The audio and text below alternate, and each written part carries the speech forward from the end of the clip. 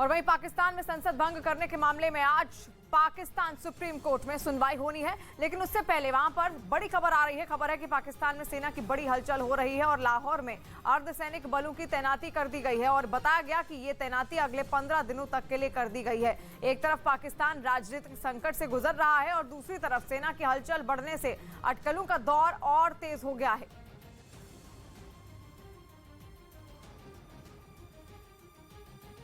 वहीं अमेरिकी साजिश के मुद्दे पर विरोधियों के हमले झेल रहे इमरान की अपनी ही पार्टी में बवाल हो गया। इमरान ने 31 मार्च को डंके की चोट पर कहा था कि विदेशी लोगों ने उनकी सरकार गिराने की चाल चली, जिसके बाद पाकिस्तान में ऐसा सियासी भूचाल आया जो संभाले नहीं संभला। लेकिन अब इस भूचाल की एंट्री इमरान खान की अपनी पार्टी में हो गई, जिससे इमरान का फायदा नहीं नुकसान होता दिख रहा है, क्योंकि पाकिस्तान तहरीक-ए-इंसाफ पार्टी के एक सांसद ने ही उन्हें दुनिया के सामने झूठा, गद्दार और ना जाने क्या कह डाला। कल तक तुम्हारे साथ था गद्दार, अब उनके साथ होंगे जो गद्दार नहीं है। इमरान खान के खिलाफ जहर उगलने वाले आमिर लियाकत यही नहीं रुके, बल्कि उन्होंने इमरान की उस चिट्ठी को भी झूठा बता दिया, जिसे इमरान ढोल पीटकर दुनिया के सामने लाने वाले थे और कहने वाले थे कि उसी से बाइडेन के प्लान की पोल खुलेगी। जो चिट्ठियां लहरा लहरा के झूठे खत, जाली खत दिखाते रहे, जाली खत है वो। इमरान खान कह रहे हैं कि उनकी सरकार गिराने के लिए जो प्लान बनाया गया उसके मास्टरमाइंड बाइडेन है। लेकिन इमरान की पार्टी के सांसद ने जो बयान दिया उससे उनकी चाल उल्टी पड़ती दिखाई दी, क्योंकि आमिर लियाकत ने केवल इमरान की चिट्ठी को झूठा नहीं कहा, बल्कि उन पर पाकिस्तान की सेना के खिलाफ जाल बुनने का आरोप लगाया और बताया कि इमरान ने उस बाजवा की कुर्सी खींचने की कोशिश की जिसने उन्हें प्रधानमंत्री की कुर्सी तक पहुंचाया था। तुमने जनरल बाजवा को हटाने की कोशिश की। मैं गवाही देता हूँ कि तुमने मुझसे बुलाकर बात की थी और तुमने कहा मैं जनरल बाजवा को हटाने वाला हूँ।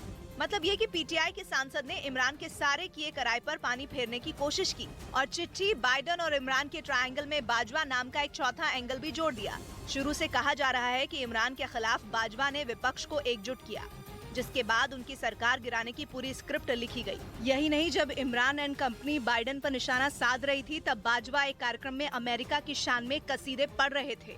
Share a long history of excellent and strategic relationship with United States, which remains our largest export market.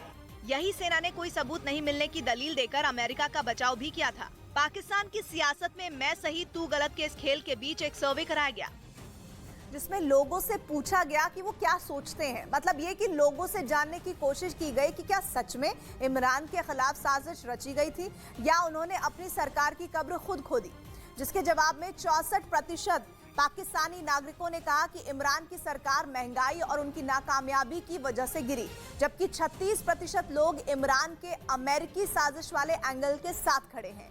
Pakistan में ये सर्वे 3 और 4 अप्रैल को हुआ, जिसमें सिंध, पंजाब और खैबर पख्तूनख्वा के लोगों की राय ली गई। सिंध के 74% लोगों का कहना है कि महंगाई ने इमरान की कुर्सी छीन ली।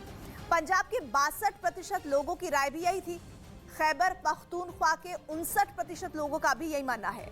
सरकार गिरने के लिए इमरान का खराब काम जिम्मेदार है, ना कि कोई और विदेशी ताकत।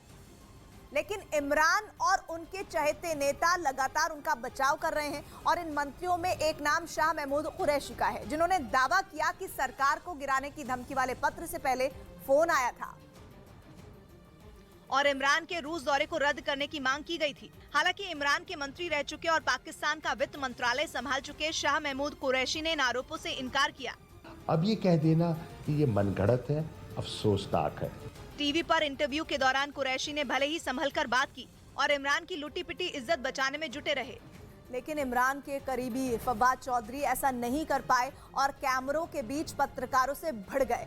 फवाद चौधरी उन चंद लोगों में एक हैं जिन्होंने सबसे पहले विपक्ष पर सांसदों की खरीद फरोख्त का आरोप लगाया था और एक बार फिर वो मीडिया के सामने इमरान के पक्ष में बात करने पहुंचे।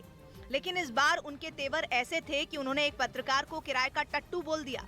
ये किराए पे आते हैं लोग इस तरह के स्टेटमेंट, किराए के टट्टू आप होंगे, वो हमने। फवाद के ऐसा बोलते ही पत्रकार को भी गुस्सा आ गया, जिसके बाद सियासी कंगाली से जूझ रहे पाकिस्तान की नजरें झुकाने वाली एक और तस्वीर सामने आई।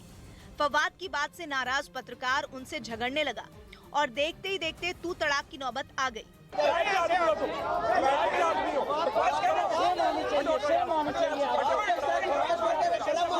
पत्रकार सरकार और फवाद चौधरी की तू मैं इतनी लंबी चली कि एक दूसरे पत्रकार को बीच बचाव करने के लिए मैदान में उतरना पड़ा और उसने जैसे